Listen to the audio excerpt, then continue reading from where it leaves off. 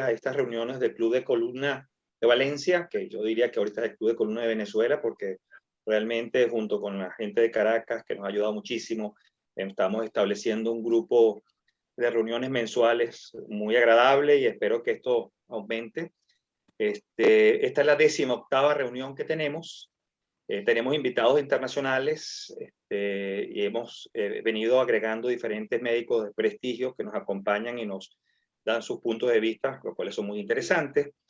Y bueno, primero que nada tengo que dar gracias a Atlas, a Servicios Médicos Atlas, quien ha colaborado con nosotros desde la primera reunión de este club, y a través de Carolina y todo su grupo, que realmente han hecho posible estas reuniones, y a la gente de Full Learning que nos apoyan, Ximena, Alejandra, Marcel, etcétera, que nos han apoyado en mantener la comunicación a través de este medio, que yo creo que es la única forma que podemos en esta pandemia.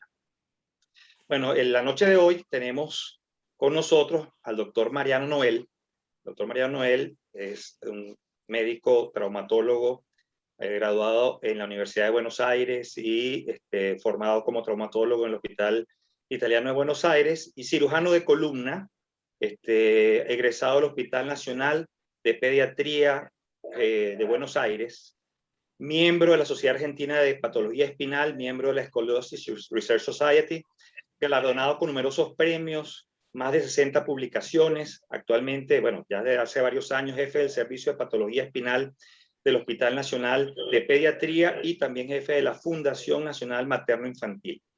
El doctor Noel nos va a hablar la noche de hoy, nos va a presentar el tema que se llama CAOS, que no es caos, sino es las siglas en inglés, de Computer Assisted Orthopedic Surgery, o sea, siglas en inglés, en la cirugía vertebral. Con ustedes los dejo con el doctor Mariano Noel. Muchas gracias. Vamos a pasar a la compartir pantalla. Un momento, vamos a ver ahí.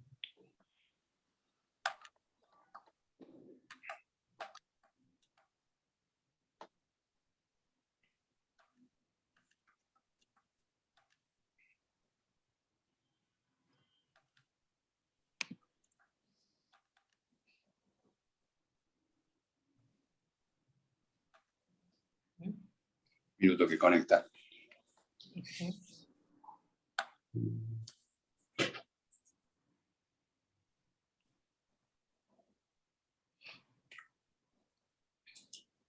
La teníamos conectado hace un ratito, pero ahí está. Ok. Ahí está. Está. Okay. Acá. ¿También ahí? ¿Sí? Perfecto, adelante. Ok, bueno. Bueno, el tema es, como les anticipamos, y le puse un nombre para llamar la atención, que Cao siempre pone un poquito uno en guardia, pero no, la verdad es que lo que quiero llamar la atención porque es algo que a mí me entusiasma y trataré de generarles lo mismo. Yo también pertenezco al hospital de Garraham. En realidad no me formé como traumatólogo en italiano, solamente hice mi inicio de columna en italiano, digo, porque alguno de italiano decía, no fue, me formé en el hospital Argerich.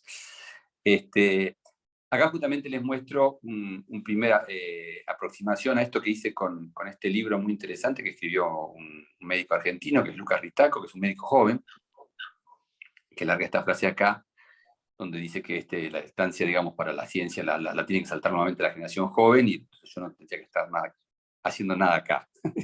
No me corresponde. Pero no, realmente, justamente, él me dio pie, porque es un médico joven y escribió y trabaja mucho sobre esto, y me generó entusiasmo la lectura de su libro. Voy a correr un poquito la pantalla de ustedes, está acá. Bueno, para lo que es la elaboración de un planeamiento virtual computado, lo básico primero es la adquisición de imagen, ¿no? En la adquisición de imagen es importante que hagamos tomografías de alta resolución, porque tan buena la resolución, tan bueno será lo que podemos hacer con ella, ¿no es cierto? Y lo mismo en el caso de resonancia, ¿eh? El segundo paso con estas imágenes es la segmentación, que es un proceso que suena árido, pero es fascinante, donde un poquito hacemos lo que hacen los radiólogos, pero con recursos un poco superiores, donde podemos panzurrar totalmente las imágenes, separar las vértebras unas de otras, cortarlas al medio, cortarlas de costado, girarlas, lo que nos da una vista que normalmente no tenemos, posibilidades que no teníamos antes. Y después pasamos ya a lo que sería un planeamiento del 3D, donde podemos pensar en, bueno, esto lo quiero imprimir, esta parte, recorto esto y lo puedo llevar a una impresora 3D, que es una cosa que está cada vez más disponible y cada vez más barata, hacerme un modelo 1 en 1. En ese modelo yo de repente puedo simular la cirugía con un taladro, probar los tornillos si van a entrar, no van a entrar, corto por acá, etc. Después puedo animarme un poco más y crezco técnicamente y pasar a simular la cirugía ya no en el modelo, sino directamente en la PC, con la imagen, ¿no? Y soñar y rápidamente pasar a otro proceso que es la posibilidad de generar guías que nos permitan hacer ese proceso inicialmente en la PC y posteriormente en el implante e imprimirla.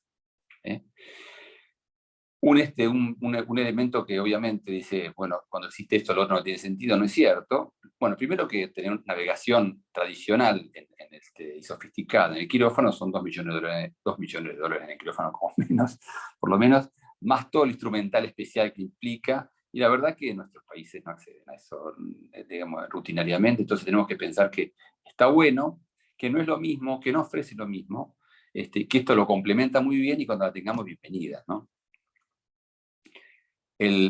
Si se trata de armar implantes, que a veces puede ocurrir, hay acá un proceso de orden de implante, con la imagen, procesar esa imagen, diseñarlo junto con la parte técnica, y después pasarlo a la manufactura. Si el implante es construido, puede serlo ya sea por tornos numéricos o por la tecnología aditiva, esta es la tecnología de impresión de metal, ¿no?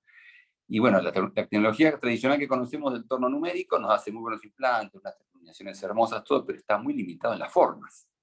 Hay cosas que no puede hacer, o sea, no puede hacer un cascabel con una bolita en el centro que suene. Esto sí lo puede hacer. O sea, la tecnología de impresión permite hacer formas biológicas, como un trabeculado, que es una oportunidad, digamos, nueva, única y espectacular.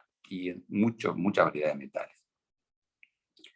Vamos a meternos poco a poco en la columna. Nosotros sabemos que en la columna nosotros tenemos de causas degenerativas, congénitas, tumorales, traumáticas, inflamatorias, necesariamente terminamos en consecuencias que es o deformidad, o inestabilidad estructural, o compresión neurológica, o dolor, o cambios del eje corporal. No hay mucho más.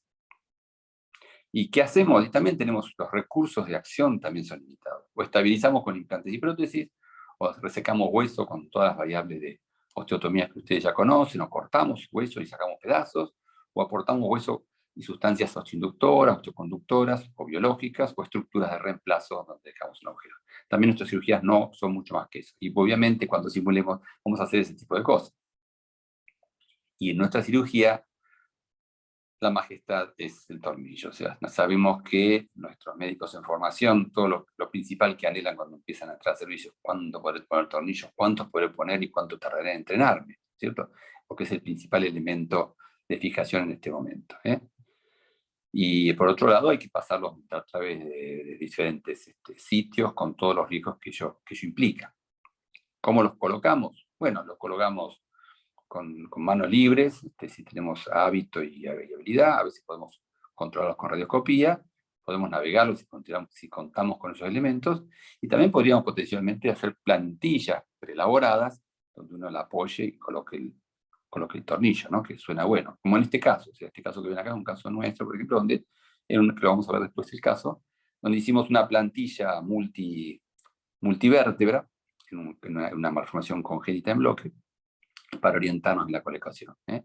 Las plantillas que se pueden hacer para una orientación de perforación de pedículos particularmente, hay básicamente 4 tipos. La de un solo nivel, las de varios niveles simultáneos como esta, las de contacto total, quiere decir que la plantilla apoya en su conjunto sobre la lámina y la espinosa y lo que corresponde a uno haya decidido apoyar, que se apoya perfectamente con una estructura como una llave, o el contacto parcial, donde hay diferentes puntas que apoyan diferentes puntos de la vértebra y de esa manera hacen una congruencia.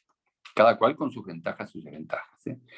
Las de multinivel tienen el problema de que como la columna tiene movimiento entre segmentos, la planeamos bien y resulta mal, ¿no? Así que están asociadas a un alto grado de error. pero, como en el caso que vimos anteriormente, cuando ustedes tienen un bloque vertebral, es una estructura interesante, porque ahí no hay movimiento entre segmentos, y ustedes pueden en un bloque vertebral desarrollar varios orificios. Una sola plantilla con buena congruencia.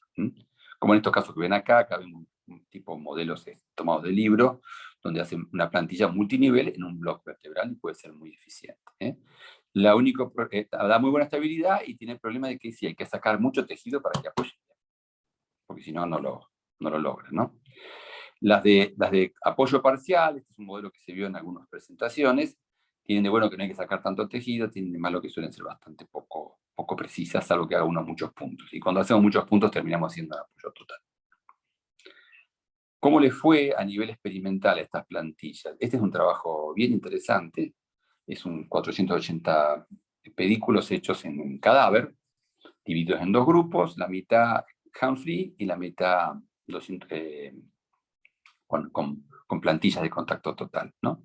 Y vemos que en el grupo de Humphrey eran cirujanos de nivel medio, ¿no? Tenía prácticamente un tercio de falla, y en el grupo de que no había Humphrey teníamos prácticamente 10% de falla, y la falla era escasa. Y más interesante aún que estaba muy poco afectada por la experiencia. Así que atenti que probablemente próximamente pueda ser muy fácil colocar un tornillo, no es un tema de experiencia, es un tema de sencillo para el médico de poca experiencia. Charlado esto, vamos a tratar de ir hablando un poquito de la tecnología digital que fuimos aplicando en función de casuística y como poco a poco fuimos desarrollándonos. Este caso no es el primero, pero es más o menos de los primeros, una cifosis de Larsen, que nos viene a los 9 meses con esta feroz cifosis. Imagínense un chiquito que pesa 5 kilos, 6 quizá. Hay que resolver esto y realmente se hace muy difícil hasta pensarlo. De hecho, vino derivado del principal hospital de Buenos Aires, privado, de máxima experiencia en esto, y nos dijeron, esto háganlo ustedes. Y nosotros dijimos, ¿y por qué? Bueno, había que encararlo, lo vimos clínicamente, lo vimos radiológicamente, hicimos una muy buena tomografía de alta calidad, y dijimos, bueno, estaría bueno tener un modelo de esto. Pusimos el paciente en tracción mientras pensábamos prácticamente, o sea, para que no se complicara más. Pasó unos 2 meses o 3 en tracción, suave, y mientras hicimos este modelo, que ustedes ven acá en escala real, imagínense que realmente es un modelo muy chiquitito. Este era un paciente del doctor Remondino, que lo recuerdo que anduvo prácticamente 2 semanas como Hamlet, con su modelo permanentemente encima para tratar de transmitirse toda esa anatomía tan pequeña, pero con eso nos permitió hacer un plan un poquito más sobre la realidad de lo que eran las dimensiones. Hicimos un plan de una fijación en puente, del cráneo hasta abajo, en columna más o menos sana, puenteando, y pensamos que podíamos llegar a poner 2 tornillitos en cervical 1. Era audaz, pero en el modelo parecía posible. Bueno, fue lo que hicimos. O sea, ven que esto nos ayudó, permitió poner 2 tornillitos en C1, que lo ven ahí abajo, que fueron bien colocados. No fueron guiados, pero fueron previstos por el modelo 3D. Vamos a otro caso más, un caso distinto, un enfoque un poquito distinto, un deportista de alto rendimiento, con un mielo operado ya, que había quedado con una oblicuidad, se reoblicuó, no, estaba pegado, pero no quedó suficientemente corregido. Él seguía compitiendo, le molestaba casi una escala isquiática. Acá decidimos planearlo haciendo un análisis computado de una posible osteotomía, y hagamos el modelo y llevémoslo al quirófano. Hicimos un modelito que ustedes ven acá, con la osteotomía marcada en otro nivel, lo llevamos al quirófano para poder guiarnos in situ con el modelo y ver la anatomía. Lo llevamos al quirófano y hicimos exactamente eso, con el modelo in situ hicimos la osteotomía. Nos resultó muy interesante, y es un recurso bien económico, con una muy buena corrección. Seguimos en este proceso, pasamos a este paciente donde teníamos las clásicas escoliosis neuropáticas, donde hacemos fijaciones a pelvis, utilizamos mucho el tornillo sacroilíaco, pero con las mesas nuestras no podemos visualizarlo radiológicamente, porque siempre se mete lateral de la mesa, no podemos ver que esté bien, y aparte no podemos planear cómo van a ir porque la pelvis suele ser asimétrica, el lado sentado del paciente que siempre suele estar desplazado hacia adentro y hace que el tornillo asome, entonces estaba bueno planearlo, pedimos armarle el molde, hicimos este molde, y el molde lo operamos en el escritorio, esto hace 3 años, ¿no? En el escritorio vimos cómo podían entrar, cuál era el punto de entrada, cuál era el ángulo, y también nos ocurrió en ese momento hacer con una masilla epóxica un plastrón y apoyarlo sobre el sacro, y dice, bueno, ¿por qué no llevamos ese plastrón al quirófano? Y si es congruente con el sacro que denudamos, podríamos usarlo como guía, y lo que hicimos. Acá ven el paciente, llevamos el plastroncito ahí, segmentado en 2 niveles, lo usamos y anduvo de maravillas y nos entusiasmó mucho sobre el tema de las guías, porque la verdad que fue facilísimo colocarlo y poner las guías. Seguimos con un caso después donde quisimos avanzar un poco más. Acá la idea era, teníamos un caso similar, y bueno, hagamos lo mismo, pero habíamos crecido un poquito en el análisis computado con la posibilidad de generar una estimación y una navegación virtual en el caso. Y bueno, digamos, hagamos algo más, como lo que ven acá, con el proceso computado, pudimos, bueno, diseñemos dónde entrar el punto de entrada, dónde entrar el punto de salida, cómo podría ser el trayecto, hagamos un corte y fijemos, bueno, cuánto de largo puede ser ese tornillo, avancemos más y pensemos cómo podemos hacer una plantilla, diseñarla sobre el modelo, también lo imprimimos al caso, y después imprimimos la plantilla, y nos fuimos a la cirugía ya con la plantilla montada. Acá más o menos pueden ver el proceso donde todo ese proceso de análisis, primero lo paso un poco rápido para no dar tanto tiempo. Análisis de los puntos, análisis del trayecto. Acá yo me manejaba con un técnico del hospital, que era un chico muy despierto, y nos pasábamos horas ahí con esto. Que ese es el problema que tiene esto. Lleva tiempo y hay un poco de dependencia técnica. Fuimos haciendo, lo fuimos viendo, hicimos la plantilla, como ustedes ven acá, y la plantilla va a quirófano, la probamos en quirófano, calzó bien, nos guiamos por ahí, agujereamos por ahí, y funcionó de maravilla. Como ven ahí, el proceso terminado. Seguimos con esto, tuvimos otro caso que también nos desafió, un chico deportista, un adolescente fornido, con dolor nocturno de 2 meses de evolución. Le hacen en la zona de cadera, le hace estas imágenes, aparece esta imagen osteolítica en un lugar de bastante difícil acceso de la pelvis, por lo menos de acceso libre, ¿no? Con imágenes ahí hiperintensas, no pintaba como cosa maligna, pero sí una cosa que le generaba dolor y había que sacarla de difícil acceso. El encefalograma era negativo, así que nos pareció que no era un osteomosteoide ni un osteoblastoma, pensamos que eso es simple. Alguien tiene que cerrar un audio ahí. Y bueno, era un lindo desafío porque había necesidad de biopsia, que era accesible por TAC, pero también había necesidad de tratamiento, que ahí sí era compleja si no teníamos navegación, que no la teníamos, así que un abordaje convencional implicaba prácticamente levantar todo el glúteo, y aparte, como el tumor está intraóseo, no verlo el tumor, porque iba a estar con corticales indemnes, ¿no? Así que no iba a ser fácil encontrarlo. Entonces pensamos alternativas por de un planeamiento computado, confección de un modelo 1 en 1, analizar una vía de abordaje mini-invasivo por guía, y diseñar una guía de perforación aplicable, validarla y poder aplicarlo en cirugía. Entonces, acá viene el modelo hecho. Como el modelo justamente decía la cortical no estaba afectada, hicimos esta transparencia local para poder visualizarlo. Ahí decidimos que era interesante abordarlo por espina ilíaca posterior superior, que era el punto más accesible desde el punto de vista óseo sin romper tejidos. Planeamos el trayecto, medimos la distancia, planeamos una guía que la podíamos colocar haciendo una pequeña incisión sobre la espina ilíaca posterior superior. Lo llevamos a cirugía el modelo, la guía, y en la cirugía expusimos la cresta ilíaca. Tuvimos que sacar un poquito, como era un chico relativamente chico, sacamos el riser para que coincida bien con la guía, porque no coincidía inicialmente. Ahí vimos que coincidía bien cuando pelamos el riser. Y entonces, utilizando la guía, nos proyectamos a una guía de trabajo que la generamos con una trefina. siguiendo esa guía y calculando la distancia, cureteamos la cavidad, la rellenamos, y la ven ahí, la cavidad perfectamente rellena, y el chico estuvo una semana después jugando al fútbol de nuevo. Fue maravilloso, nos dejó muy contentos. Bueno, continuando con el desarrollo, después se nos empezó a dar situaciones de los tornillos pediculares cervicales, que son, la verdad que nosotros nunca los habíamos colocado.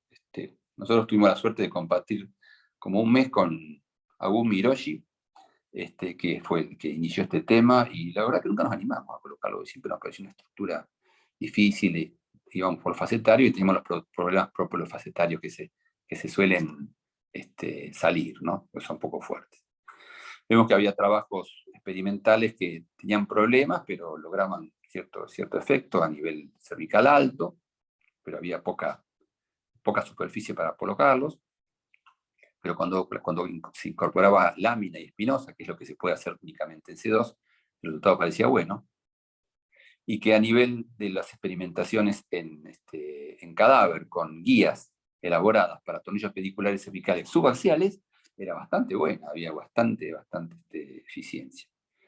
Así que, bueno, les cuento que en este punto se me fue mi técnico y yo me quedé ciego porque no tenía más acceso a esos programas, así que me tuve que formar yo mismo. Ahí me hice un curso en la breve que hacía la Universidad de Ingeniería de Barcelona. Te los cuento porque fue muy interesante, porque fue un curso al que fui. Yo no soy muy ciber, no soy un hombre muy de la computadora, y me encontré de repente como que eran 30 ingenieros y un médico que no sabía mucho computación, así que me sentí como lejos, el peor de la clase. Pero fue interesante porque rápidamente me di cuenta que ellos sabían mucho de cómo manejar un programa, pero poco de lo que podía ofrecerles. Y yo enseguida podía ver, en cambio, cuánto podía ofrecer el programa, y lo que por ahí no pude adquirir en el curso totalmente, lo terminé adquiriendo sentado en el curso de la pandemia, y me hice un poquito independiente en la posibilidad de elaborarme yo mismo los análisis, ¿no? Bueno, avanzamos acá al otro caso donde ya tenía esta disponibilidad. Este paciente era un chico neurológico severo, con una curva neurológica típica, con una cifosis, era un chico hipoplásico, había que resolverlo, lo resolvimos en forma tradicional, lo hice yo decidí no hacer pelvis, me hice una complicación que no fue justamente en pelvis, fue arriba, me hice una cifosis superortodesis, que fue de mal en peor, y había que darle una solución, y acá hay que dar una solución drástica, hay que ir más arriba, y hay que levantar ese cuello y esa cabeza, y levantarla con tornillos facetarios. No está bueno, porque es muy probable que se arranquen. Así que era una oportunidad para planearlo, para ver la factibilidad de tornillos cervicales que yo no había colocado, todavía tornillos pediculares. Así que, bueno, pasó a tracción, y después por un tiempito de un mes o 2 meses pasó a cirugía. Y yo antes de eso, en mi escritorio, le dediqué muchas horas y aprendí mucho haciendo este caso, analizando todo, despanzurrando esa columna y probando y simulando los diversos tornillos que podía colocar, la magnitud y la viabilidad. Acá van viendo imágenes de ese proceso ya más o menos terminado. Acá ven cómo,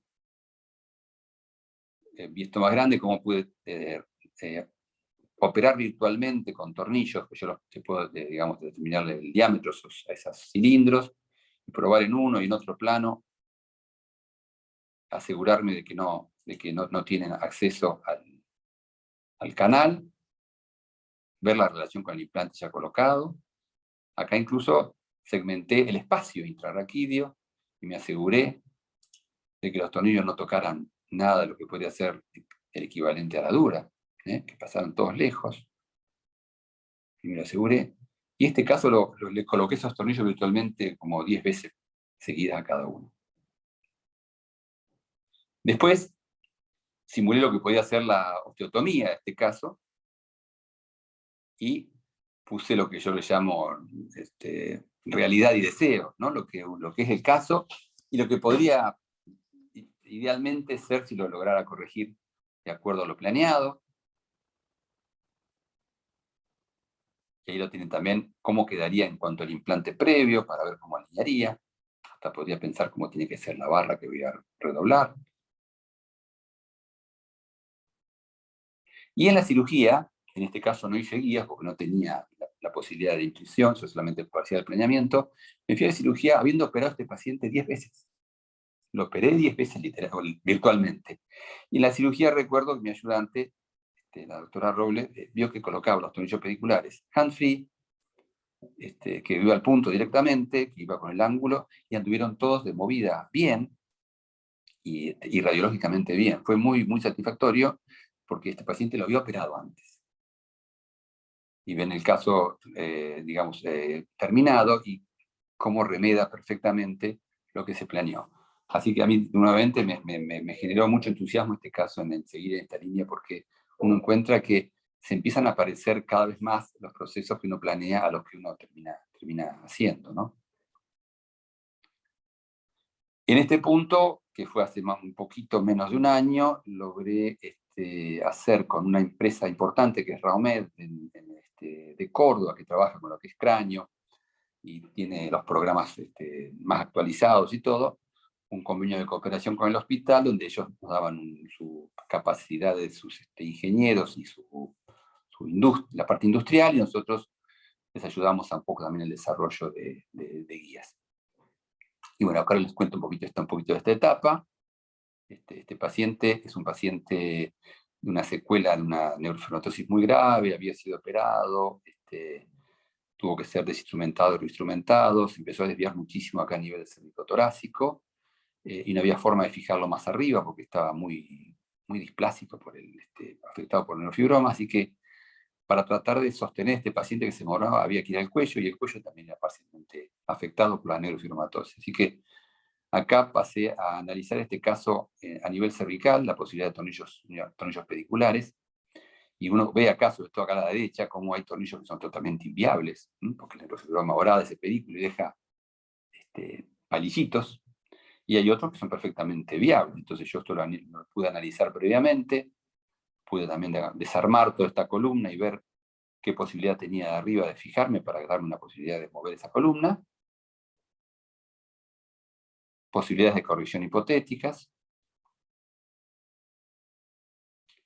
y le envío, hacemos un Zoom con el ingeniero, diseñamos estas guías, que eran 4 para cervical y 1 para dorsal 1, y me mandan a la cirugía las guías ya, y el modelo, donde yo puedo verificar que sean bien congruentes aquí, y después en la cirugía lo mismo, verificar si sean bien congruentes. Las guías se utilizarían de esta manera, como ven acá, y en la cirugía, como lo ven acá, las guías plantadas ahí, uno pela la columna, coloca la guía, y literalmente sin control radiológico, con mecha, avanza, va palpando, avanza y coloca los tornillos. Resultaron todas las guías eficientes, colocamos 6 tornillos pediculares cervicales por este método y tornillos dorsales. Acá vemos un breve video de la colocación de una perforación, para más o menos entenderlo, no es muy bueno el video, pero, perdón, voy a tratar de acelerarlo para no se haga largo. Colocación de la guía, colocación de la mecha. Paso un poquito más rápido para que no se haga muy largo. Se pasa la mecha. Hay que hacer el otro agujero antes porque la mecha es doble, y se coloca el tornillo.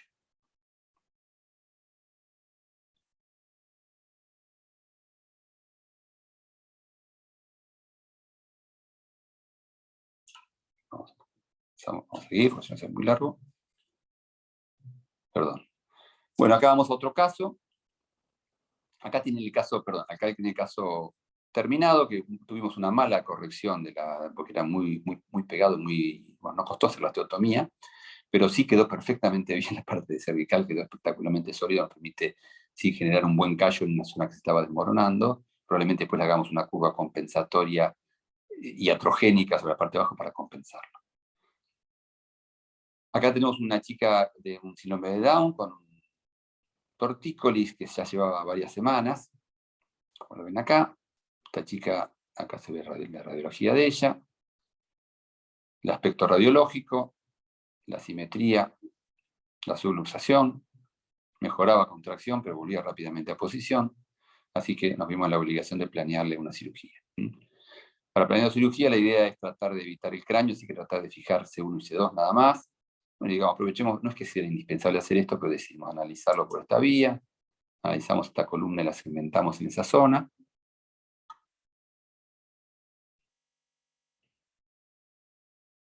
Separamos acá el C1, C2, para poderlo ver bien y ver su solución. Esto después ustedes los pueden agrandar, acortar, cortar al medio, cortar sagitalmente, como quieran. Se puede hacer lo que quieran con el programa. Acá le hago la prueba de trayectos periculares para ver si son viables, y resultan viables. Que los admití era una chica chiquitita, no pesaría 20 kilos. Pero vi que tenía trayectos viables en los trayectos habituales, con tornillos periculares en ambos lados. Veo sí que también había un conflicto con el cráneo que me podía traer problemas, así que pensé también si esto no funcionaba bien, por lo menos con guía o entrada, podría utilizar gancho en esta zona. No se anticipa la situación, acá tienen los moldes y el implante, el molde y la guía en quirófano, la visualización de la pieza en la mesa y la realización de la colocación, en este caso, de los tornillos de cervical segunda, tornillos periculares cervical segunda, que se hicieron por esta vía en forma ciega. Cuando yo siento que la guía apoya bien, confío ciegamente en el trayecto. Acá tienen el proceso de colocación. Creo que lo adelanté ahí, sí. No se ve cómo estamos. No creo que no está el tornillo colocado, acá no me acuerdo.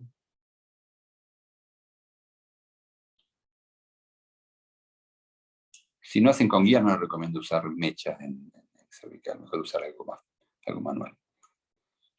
Acá tienen cómo se ve la guía con los orificios marcados y el proceso terminado, que decidimos usar ganchos arriba porque así el problema es que la guía superior no podía ponerla por el gancho. Acá tienen la cirugía terminada con muy buena alineación del tornillo.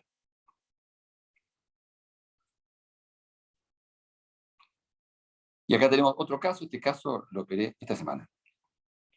Un chico con un síndrome displásico de nombre complejo, no me acuerdo, son 3 nombres largos europeos, pero sí que tiene una milomalacia asociada a un odontoide con esto, chico muy chiquitito, 9 años, pero con 14 kilos nada más. Ven ahí la milomalacia, ven un poco de espacio. Así que, bueno, le hacemos el análisis de rutina, ya de rutina porque pareció al anterior. Analizamos trayectos, este chico era muy chiquitito, más chiquito, o sea, ahí se ve bien acá en el estudio, pero más chiquitito, vemos una linda espinosa para guiarnos en un eventual molde. Acá extraemos el macizo C1, C2, se ve perfectamente el os odontoideo, se ve mucho mejor la patología. Y acá analizo trayectos para eventuales tornillos pediculares C2. También me fijo si tengo problemas para fijar C1, C2, cómo sería ese cráneo, si tengo que saltar al cráneo para fijar una placa. Veo que únicamente tengo hueso en la cresta media, y puedo medir acá, y seguramente acá no voy a poder poner tornillo. Otra vista del análisis. Otra vista del análisis. Y acá planteo otras alternativas, que también podría ser un tornillo C2, C1, un poquito más mediales, que veo que es por lo menos hipotéticamente posible. Esperen un poquito que voy a enchufar. Vamos a tener un problema.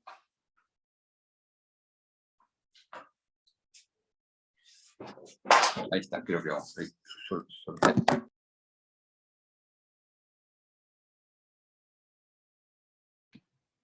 Doctor, apagó su micrófono y su cámara. Doctor Noel, apagó su micrófono y su cámara. Ni lo escuchamos ni lo vemos. Un minutito. Ok.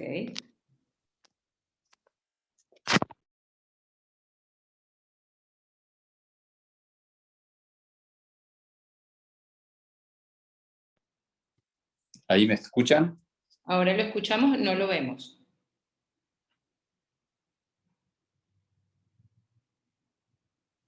Ahora sí. Ahora sí. ¿No? Ahora sí. Bueno, perdonen, ¿eh? No se preocupe. Acá comentaba que tiene interesante que planteamos dos alternativas, como lo ven acá. Y también incluso acá marco en el caso de que no pueda poner nada en C1, podría poner unos arpones, vi si entraban en la lámina, acá calculo los arpones, y también calculo los hipotéticos tornillos de cervical 1, hasta la medida también puedo tomar acá, y me mando todas las alternativas que puedo hacer para ir con un arsenal florido. Después tengo la charla con el técnico, hacemos juntos el diseño de eventuales plantillas para todas las posibilidades, ¿eh? Tornillo pedicular, tornillo C1, C2, tornillo pedicular de C1, etc. Bueno, etcétera, son esos tres. Acá es lo que me manda la empresa, que ven cómo, a ver si se ve mejor ahí. Uno puede probarlos adentro y vemos el tamaño, digamos, diminuto de la columna esa, que lo que hace es que uno no toma conciencia de lo que va a enfrentar, ¿no? Son tamaños cuando uno ve la mano y se da cuenta que es algo tan chiquito. Tratamos de hacer guías que tengan un buen anclaje, y acá ya modificamos, crecimos un poquito y generamos guías de vástago más largo para poder agarrarlos más fuera del campo. Son cosas que uno se va dando cuenta con el tiempo. Y acá está la cirugía, que fue como les comenté esta semana. Teníamos dificultad, como suele ocurrir, y estamos tratando de cómo resolverlo, en colocar la guía en cervical primera, en cambio no en C2 anduvo muy bien. Iba bien el trayecto hasta C1, pero el problema es que no lo lograba enganchar porque era muy chiquitita y muy móvil, entonces el tornillo no podía penetrar la C2. Así que decidimos usar el trayecto parcial de C2 como tornillo pedicular y colocamos el tornillo utilizando la guía de cervical 1. No lo pudimos apoyar, pero sí nos dio mucha precisión de dónde entrar y colocamos tornillos pediculares. Acá lo ven los tornillos colocados. Y bueno, el paciente anduvo muy bien, tanto en lo neurológico como la fijación. Este caso lo salteo, ya lo vimos más o menos, que es un caso de planeado con osteotomía y prueba de osteotomía. Y las guías que usamos, que se hizo hace mucho, pero tenés una etapa anterior. Y acá pasamos a otro tema, no se preocupen que no falta tanto, perdonen la extensión. Acá este paciente se trata de una paciente con una sepsis neonatal, 5 años, pequeñita, con una paraparesia casi prácticamente plegia, una cifosis bastante grave, como consecuencia, con una sepsis neonatal, como comenté. El paciente abandonó el tratamiento y apareció después de mucho tiempo en estas condiciones. Este hipoalordosis acá, esta cifosis que no luce tan importante acá. Tampoco la radiografía dice mucho, dice pero no tanto, pero cuando vemos la imagen vemos que sí queda una situación muy difícil.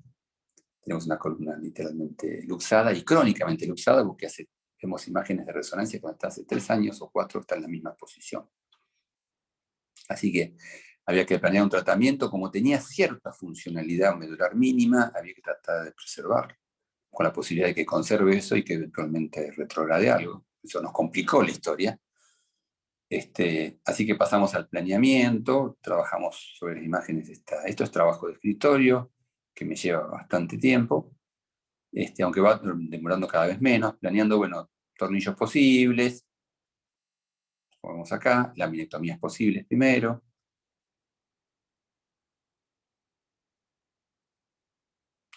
Cómo se vería si le saco las láminas en esa área.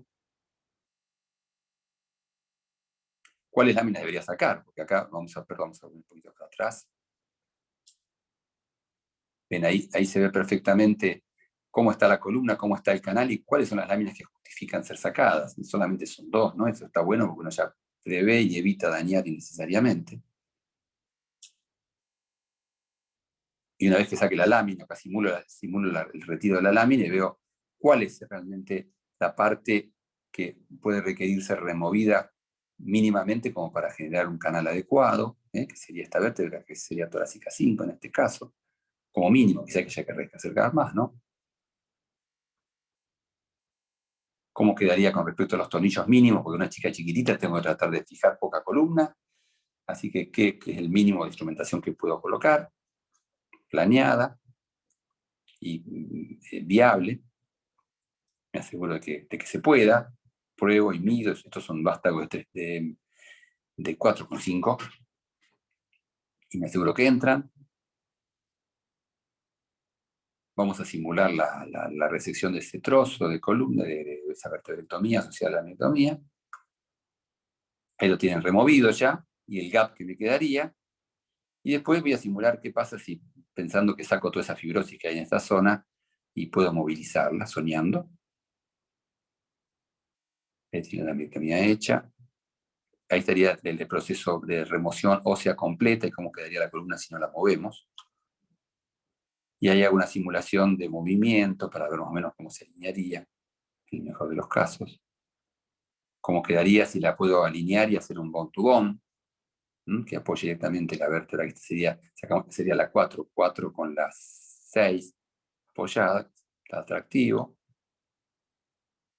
Y también hago una simulación pensando que ablanda más todavía y me permite poner algún pequeño gap en el medio. Pasamos a la cirugía. Perdón. Epa, está muy rápido el mouse. Pasamos a la cirugía, hicimos exactamente el plan de estabilización previsto, la laminotomía prevista, la resección vertebral prevista, y en la corrección, que se dio muy bien, incluso nos permitió generar un poquito de espacio, así que pusimos un poco de hueso, o sea que hicimos este esquema, de acá hicimos este esquema, y en la corrección final no fue tan espectacular como esta, pero sí está prácticamente ya consolidada y con conservación de muy buen canal. No sé qué fue digamos, dentro de todo fue la mejor expectativa. Y acá, bueno, este es el caso final, el final de la charla. Este es que es anterior a este caso, en realidad se hizo antes, pero interesante, es un mielomeningocele bastante grave. Esto es algo que, bueno, hablando de mielomeningocele, quiero mencionar a Ramón Medina, que es para mí uno de los médicos del mundo, por lo menos, que tiene más experiencia en mielomeningocele, y que le he visto presentar cosas fabulosas, haciendo con recursos parecidos a los nuestros y a veces menos, así que supongo que este caso le va a gustar. Una cifosis grave que tiene todo lo malo, poco hueso, mal formado, mala cobertura cutánea, requerimiento de vertebrectomía múltiple, buena oportunidad de tratamiento, de planeamiento, de planear trayectos, planear planos de vertebrectomía, simular correcciones y ver si realmente eso pasa en la realidad. Acá les presento al paciente, ya puesto en posición y después de 4 meses de tracción, que no se dio casi nada, ¿no? 4 meses de tracción para tratar de estirarlo un poquito, que no dio. Nosotros hacemos tracciones domiciliarias. Tenemos nuestra cama ortopédica nueva, este día estamos contentos. Y bueno, acá lo planeamos antes. Esto pasó 2 semanas antes por lo menos, donde hacemos, no, bastante más, 3 semanas antes. Hacemos acá el proceso de proyección de esa columna y análisis.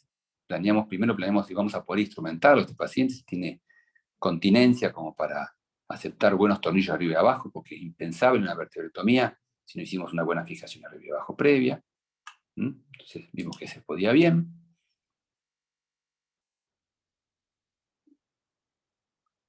Después de eso pasamos a planear la vertebrectomía, calculando que podíamos sacar 2 vértebras, que iba a quedar un gap como se ve a la derecha. Y una terrible zona para mover de acá a acá, tratando después de cooptar esto con esto, ¿no? ¿Lo ven? ¿Cómo se vería? Y qué impensable sería hacer esa vertebrectomía si no pusimos hasta los tornillos, ¿no?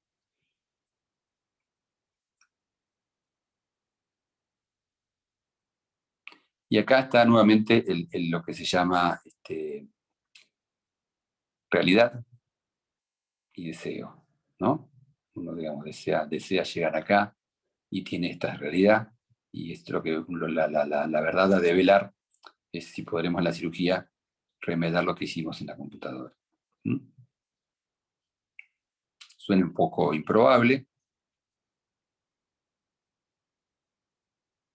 Acá tienen el antes del paciente, acá tienen la imagen cómo quedaría planeado, y acá a la derecha tienen el caso postoperatorio después. Vimos que en realidad la realidad superó un poco lo planeado, porque no consideré en la simulación que yo iba a hacer un poquito de corrección arriba, entonces también se agregó un poco la corrección superior. La verdad que resultó exactamente como se había planeado.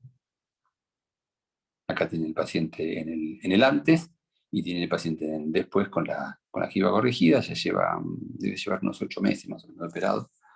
Y el paciente está muy bien. Acá lo tienen en el operatorio reciente, en este momento estaba todo internado. Entonces logró una corrección bien interesante. Un poco lo resumo para dar un resumen del tema, ¿no? de lo que es lo que es para nosotros, o lo que debería ser, lo que trato de transmitir. Primero, que es la técnica de la posibilidad de la asistencia computada de la cirugía ortopédica. Primero permite segmentar y analizar mucho mejor la imagen, permite hacer cosas muy, muy, muy interesantes con la imagen, que creo que es lo más valioso. Lo más valioso. En eso ya se encuentra una ganancia importante. Después permite, en el proceso de segmentación, planear un modelo y eventualmente imprimirlo y llevarlo a la impresión, o sea, mandar directamente el ST, le dice, imprime esto. Nos permite evaluar trayectos, o sea, cortes, y predecir dificultades antes de hacer la cirugía. O sea, sabemos qué va a funcionar, qué un tornillo no va a andar, o qué va a estar sobrado, o cuánto va a medir, cuánto tiene que tener, etc. Es perfectamente mensurable. Nos permite simular prácticamente todos los gestos óseos e instrumentales que podemos hacer en la cirugía. Nos permite el diseño de herramientas quirúrgicas personalizadas, como vimos en las guías de perforación, e incluso también la posibilidad de hacer un implante, si lo piensan, es más fácil todavía que diseñar una guía de perforación. Así que la única diferencia es que tenemos que ir a una impresora metal, que ya son cada vez más comunes y empiezan a abaratarse los costos. Y por otro lado, permite a las generaciones jóvenes, sin experiencia, como para aventurarse en una cirugía de este tipo, hacerla virtualmente, sin riesgo, una simulación, en procedimientos que muchas veces sean complejísimos, a los que van a tener acceso después de muchos años, poder meterse en ellos directamente. El costo de esto es muy razonable, y sí, tienen un inicio de necesidad de apoyo técnico, industrial, pero cuyo costo también se va haciendo cada vez más, más accesible. Por eso la propuesta a ustedes es súmense porque vale la pena. Bueno, y acá paro y quedo a disposición para cualquier pregunta que quieran hacer, para charlarla y para compartir.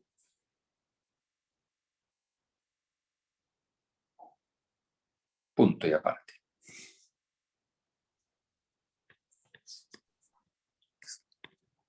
No sé, Federico, si te surgió alguna pregunta. No, claro, lo que pasa es que el plan era que iban a pasar un video de los patrocinantes para que preparen la pregunta. Vale, estaba esperando que el doctor terminara de... Vamos con eso. Vamos con Atlas. Comparta pantalla. Sí, claro. Yo me saco la pantalla, como no sé. Tengo que reducirme acá. Un minutito.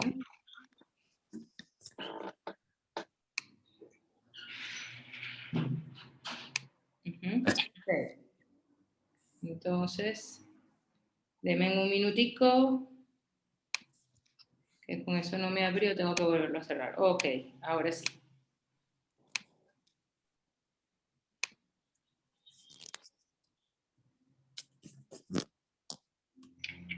Una caída de 5 metros de altura, una emergencia, un diagnóstico, múltiples lesiones en vértebras de transición, una junta médica. Especialistas se reúnen para darle una nueva esperanza al paciente.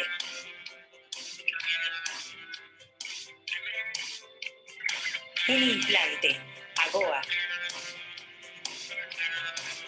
Los implantes distribuidos por Atlas a traumatólogos y neurocirujanos convierten a su paciente en un hombre superbiónico. Atlas, tu aliado estratégico.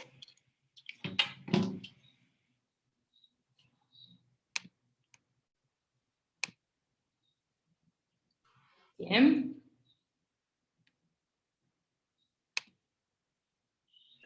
Doctor, ¿cómo que se levantó? ¿Se levantó el doctor Mariano? Ok. Vamos a esperarlo entonces. Ya tenemos acá 2 preguntas.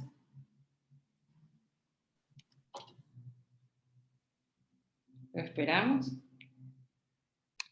No se preocupe, vamos a empezar con la sesión de preguntas y respuestas. La primera pregunta es, ¿cuál es el software que utilizó, doctor? El doctor El software que utilizo es el Mimix. Es un software de Materialize. Es un software carísimo, digamos, porque es un software industrial y tiene un costo alto, ¿no? O sea, normalmente lo tiene la industria, lo tienen la gente que se dedica a fabricar esto, es la que tiene acceso a este software. Existen versiones, como todas las cosas, non santa del software, pero la empresa es muy celosa de su software, y a veces cuando, digamos, si uno trabaja, o conozco gente, digamos, que trabajando con este sistema y estando en lo mejor de su trabajo, de repente lo que está trabajando se borra y pierde días de trabajo, así que, pero la verdad que es un software bárbaro. Bueno, si alguno quiere trabajar, le puedo explicar cómo. Pero se llama así.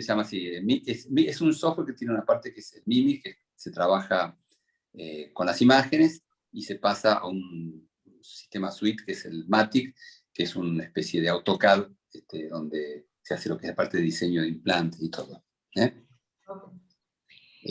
Tuve, por ejemplo, normalmente yo no lo he transmitido mucho, porque no surgió interés en el medio de aprenderlo, pero para ejemplo, surgió un becario ahora que ha venido de pasante y que le gusta la computación y se acercó a mí y le empecé a tirar tips y me sorprendió la rapidez, que casi me dio envidia, la rapidez con que lo que a mí me costó tanto, él lo tomó con mucha velocidad.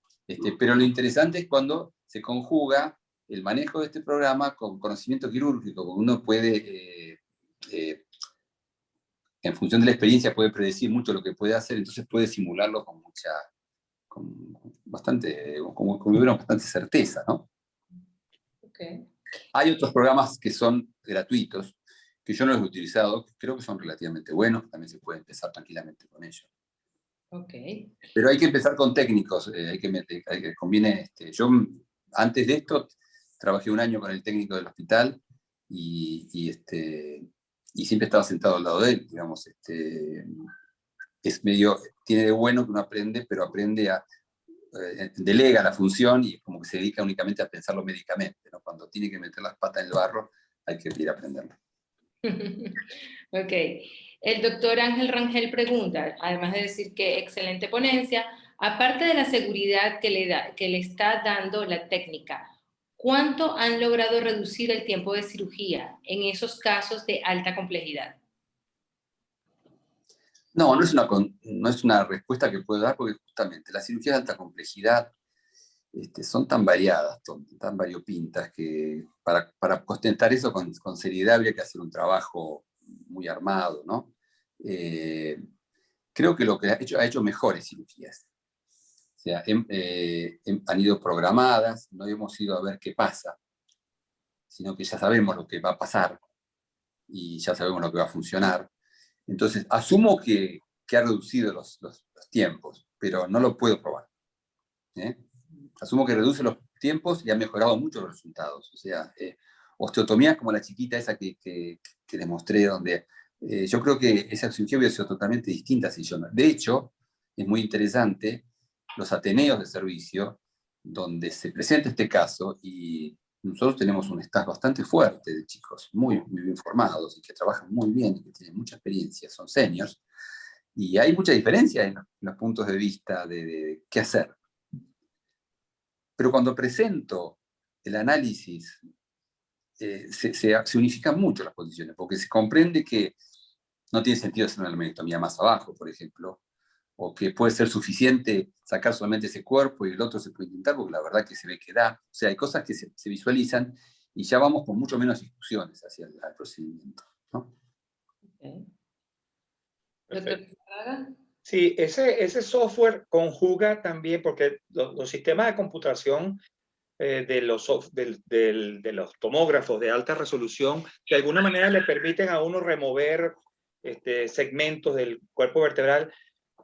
Complementa a esos software que vienen con la tomografía. Tienen, no complementa, o sea, tiene muchas cosas en común. Ok. ¿No? Está diseñado para otra cosa, pero sí se puede hacer muchas cosas que lo que hace el workstation radiólogo, ¿no? O sea, Ajá. uno también, por ejemplo, yo muchas veces si voy a hacer un cuello, y si uno tiene una angiotomo, puede perfectamente, y uno lo puede hacer, yo lo hago, digamos, es segmentarme la vertebral en otro color, y eso uno puede hacerlo perfectamente. O, por ejemplo, me ha tocado cosas que no esperaba, pero, por ejemplo, chicos que tienen insuficiencia torácica, ¿no? Y dicen, ¿cuánto tiene de volumen torácico? Bueno, y yo pregunté a los radiólogos, por favor, sáquenme volumen torácico. Y empiezan a hacer unas cosas, que cortes acá. Y yo me di cuenta que con este programa, con segmentación, en minutitos, puedo sacar el pulmón, literalmente, y sacar el volumen de ese pulmón en milímetros cúbicos, ¿no? Y decirle, no, este obtiene tanto milímetros cúbicos, o sea, o qué volumen tiene un hígado. Es fabuloso. Fabuloso. Yo creo que en muchos aspectos supera los workstations de los radiólogos. Okay. Y requiere de un hardware, de una computadora, me imagino, también de mayor capacidad que una computadora. Sí, tiene que ser computadoras que tengan un buen procesador gráfico, que tengan de 8 a 16 gigas de RAM, ¿no? Okay. O sea, con mucha memoria activa. Pero hoy son computadoras de $400, no es que sea una cosa. O sea que la inversión del software realmente es lo costoso. Claro, un software por ahí para un hospital, una institución, debe costar entre 20 y 40 mil dólares año, ¿no? Wow. También que lo pueden usar todos, ¿no? Se lo puede usar la gente que, qué sé yo, que fabrica el implante, lo puede usar cardiología. Yo creo que hay muchos rubros médicos que no se han dado cuenta de la utilidad de esto, pero esto que sirve para huesos, imagínense para la ortopedia general, esto, digamos, a mí me parece impensable que un traumatólogo vaya a planear una osteotomía por la radiografía teniendo esto, ¿no? Claro, se puede planear él mismo, ¿eh? Sin duda. O una osteotomía de pelvis, ¿no? Claro, haciendo uso en conjunto se abarata Claro. el costo del equipo, o se justifica más el costo del equipo. Exacto. Vale la pena, si me dicen que vale la pena meterse, les diría que sí. Y por otro lado, la tecnología esta es muy amigable para la comunicación, para poder, o sea, ustedes desde allá pueden recibir un análisis que yo les mande desde acá. Claro. Tranquilamente, ¿no? Y después discutir el análisis y después hacer un Zoom con la empresa proveedora, y como lo hacemos, o sea, yo no conozco al ingeniero de allá personalmente, pero hemos hecho montones de cosas juntos, nos toma un ratito de charla, yo lo en el escritorio, después me manda, y funciona ideal en forma internacional, digamos, es perfecto, no hace falta tener el recurso en casa. El doctor Miguel pregunta, ¿cómo se llama el aplicativo? Mimix Matic. ¿Puedes?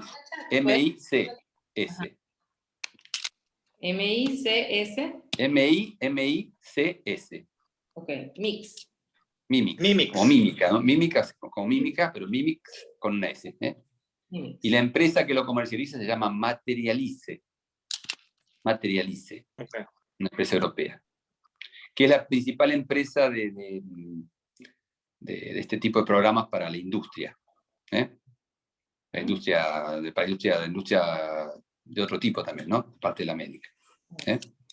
Es un programa bastante conocido, no es desconocido. Yo pensé que era una cosa bastante conocido, el más conocido. Ok. Buenísimo. Bueno, ¿no hay alguna pregunta más? En el chat ya no hay más preguntas. Bueno, doctor ya tenemos Mariano, Mariano, sí. el empezar a practicar eso, por ejemplo, porque tú puedes hacer la tomografía 3D y con la información que te da la tomografía 3D puedes hacer una impresión de la columna y después hacer la segmentación tú, porque el problema de la impresión con esos software es que sale un solo bloque que tú tienes que separarlo. No, justamente, vos acá hacés la segmentación, o sea, vos elegís lo que querés imprimir. Por otro lado, la impresión tiene sus temitas en cuanto a tamaño, etcétera, ¿no? Entonces vos podés de repente hacer un corte sagital, por ejemplo, ¿no? Yo quiero la columna cervical cortada al medio, dos mitades, que yo la puedo abrir y mirar adentro, lo hago así, yo muchas veces la preparo así, la mando así, ¿no? Y más fácil de imprimir, porque son 2 planos, por ejemplo. Y muchas veces el impresor puede ser uno que tiene impresora, digamos. Que la impresora es un elemento barato, ¿no? Sí, ese paso es el primero que sugiero para meterse en esto. Y desde ya estoy, digamos, disponible para el que quiera meterse, para poder guiarlo, para si quieren que les demos también planeamientos desde acá, estamos encantados. Esta empresa también es una empresa que tiene proyección internacional, así que el que quiera planeamientos para sus casos es una cosa bastante accesible e interesante. Y se aprende, aparte se aprende mucho. Acá hubo mucho aprendizaje mutuo con la empresa. Uno cuando se mete aprende cada vez más, ¿no? Perfecto. Pero en el chat hay felicitaciones, excelente conferencia, muy interesante la presentación, agradeciendo lo que ha compartido en la noche de hoy. Bueno, espero que les pique el bichito, como dicen acá. No, de verdad que muy interesante y yo creo que es una herramienta inclusive de aprendizaje, no solamente en la parte de computación, sino en la parte hasta de la parte quirúrgica, pues uno va entendiendo mejor a lo que se enfrenta, pues, porque la anatomía cambia de paciente en paciente, y más en esos casos, pues. Es muy interesante ver cómo, digamos, el mismo escepticismo que encontraba en mi servicio, ¿no? Porque los médicos más jóvenes viendo al Jovato haciendo esto, y cómo se fueron, poco a poco le van viendo interés y se van interesando, a ver, que es satisfactorio. Pero creo que es para gente joven, y que lo va a gastar con esto, va a hacer maravilla con este tema, va a formar parte, me parece, de la currícula pronto. Yo tuve la oportunidad de compartir con el doctor Lenke, y él ya en esa época, hace ya como 3 o 4 años, él imprimía los modelos 3D y los esterilizaba. Quizás no llegaba a las plantillas, claro, pero él tenía el modelo 3D, lo ponía al lado de la columna para imaginarse cómo iba a pasar los tornillos. Él lo hace casi siempre a manos libres. Los modelos nuestros de ahí son de los modelos donde si le pongo el pedazo de masilla epóxica, ese hace 3 años. Pertenecen a esa época, sí. No sé si hoy en día él esté trabajando ya con este sistema, aunque probablemente en los Estados Unidos estén con navegación u otras cosas. Sí, el navegador es como que conspira un poquito contra que el médico aprenda esto. Claro. Pero la verdad es que, de alguna manera, como cuando uno trabaja en el Mimix, trabaja exactamente igual que la navegación, con los 3 planos, un plano, ¿no es cierto? Y con otra cuadrícula en 3D. Entonces, es lo mismo que estar operando con un navegador, con lo que uno es como que estuviera adquiriendo pericia en un navegador. O sea, es probable que, supongo, que si yo en este momento recibo un navegador, primero me va a agregar un plus, que es que yo voy a planear mi cirugía navegada antes. Claro. O sea, no voy a ver, lo voy a hacer antes. Cuando vaya al navegador, ya está todo estudiado y puede ser mucho más fácil. Y por otro lado, el salto que sigue, que es la robótica, la aplicación de navegación, lo voy a poder programar como médico. Claro. De poder, digamos, hacer la cirugía como médico, ¿no? Que fue lo que yo hace también 3 años atrás me fui al congreso de Caos, porque Caos existe como sociedad. Una sociedad que se llama Caos, ¿no? Que hacía un congreso anual, yo me hice un congreso en China, pensando todo lo que iba a haber de esto. Y cuando llegué, eran todo para vendernos navegadores y robótica. No les interesaba nada de esto. Vi un solo modelito, o sea, me fui, no es para mí esto, o sea, o es para mí, pero en otro momento, ¿no? Pero de ninguna manera te asusta, al contrario, sentís que esto es el mismo proceso, nada más que lo hacemos manual, handmade. Bueno, y que se adapta más a la situación de nuestros países, obviamente. Totalmente. Totalmente. Bueno, muy bien. Bueno, Mariano, muchísimas gracias por tu iluminación al pueblo de Venezuela. y esperamos poder seguir contando contigo en las siguientes reuniones, ¿ok? Vos saben que de muchas veces los aprecio y los quiero mucho y les deseo lo mejor para que estén cada vez mejor, como sea, pero que empiecen la escalera para arriba. Amén, amén. Muchísimas gracias, Mariano. Muchísimas gracias, doctor Mariano. Muchísimas gracias a todos por estar presentes. Y bueno, nos vemos, si Dios quiere, el mes que viene en la siguiente reunión del Club de Columna. Gracias, doctor, de nuevo. Excelente presentación. Al contrario, hasta luego. Chao. Que les vaya muy bien. Chao. Chao, chao a todos. Feliz noche. Igual.